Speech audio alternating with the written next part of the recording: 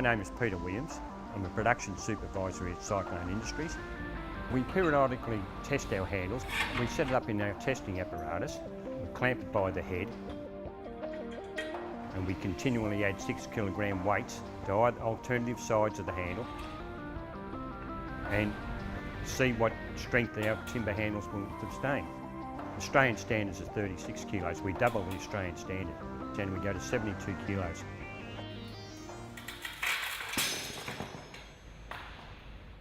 The timber's so strong because the grain length within the timber handle on some occasions could be up to 12 inches. It could be the full length of the handle, and that's why they're so strong. It's a grain strength within the handle, and it's very flexible.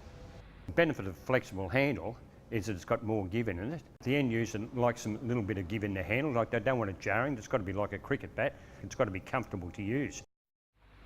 We tested 3 shovels for their hardness and durability. The first one was a pre-2000 shovel that was manufactured out of a very high carbon steel. We found that our shovels were bending, and so did the majority of the ones that we tested. So our quality control people said, well, let's make the blade thicker. So we increased it to 2.5 mil, and we still had the same results. Then we decided, right, we've got to have a heat treating process. And the third sample that we demonstrated, it doesn't matter how much you bend, it returns to an original shape, and that's exactly what the tradesperson wants. And you've got a product for life. If you increase the thickness, it doesn't make any difference. It's the quality of the steel. It comes from blue scope steel, and it's got boron and titanium ingredients in the chemistry. It's a very wear-resistant type of steel. Titanium is an added ingredient to add toughness to the final blade.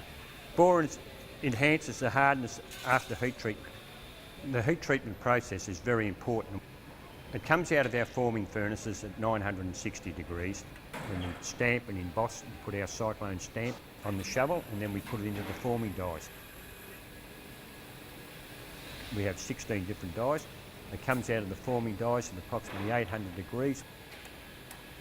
We quench them in water. The shovel head is removed from the water and is very, very hard, so we have a need to temper it back. And we do that through our tempering process. The shovel is in there for 45 minutes. We take them out and we go to the shot blast, and we clean our shovels with the shot blasting process.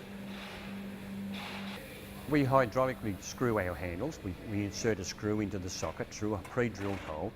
And we've found over the years that that is the strongest way to assemble a shovel. In fact, in our shovels, you probably don't even need a screw. Prior to 2000, insert a rivet. But all you do is drill a hole completely through your timber handle. You weaken your timber handle. So we gave away the idea of inserting rivets, and we now screw them with a hydraulic screwdriver. And we've found that's the most strongest way of assembling your shovel handles. We polish all the sockets, and makes it smoother for the end user on their hands, because that's where the hand sits, is on the socket. And we polish them with a 180 grit belt as well, and it makes our product stand out, because I think we're about the only product in the world that has a polished socket. We lacquer our Cyclone handles to prevent the weather entering the handles, and also for a smoother finish for the end user. They go around the conveyor chain again, and we go through the dipping tanks where they are painted, and then we go through to the FIP stations, which we package in bundles of 3, and we apply a shrink wrap bag, and they go through the shrink back tunnel where the bag is shrinked to the outside of the shovel and come out of there, and we're ready for dispatch. I don't think it's best. I know it's the best, because we continuously test our product against the oppositions, and we always come out in front, and we continue to come out in front.